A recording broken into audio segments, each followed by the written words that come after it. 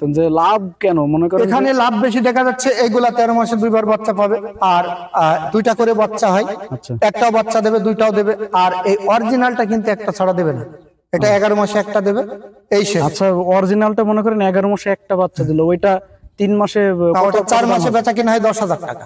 আর এই 90% এটা এটা এটা 3.5 মাসে বেচা কিনা হয় 8,000 টাকা।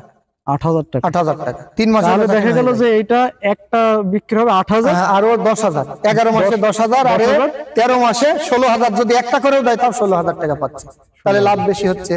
আবার 2টা করে যদি আবার হয়, 2টা যদি হয়, যদি মনে করো এখানে একটা একবার দিলে ব্যাপার আছে, যে গাড়লটার ক্রোধ ভালো তার বাচ্চা হবে ভালো, যে মেয়েটার ক্রোধ ভালো তার প্রোডাকশনে বাচ্চা বা আসবে ভালো, বেচা কিনা করতে পারবে হাই দামে। তার মানে আপনি বলতে আসসালামু আলাইকুম রাহমাতুল্লাহ। সম্মানিত দর্শক শ্রোতা মণ্ডলী, সতত গাড়ল খামারের পক্ষ থেকে আপনাদেরকে জানাচ্ছি শুভেচ্ছা এবং স্বাগতম।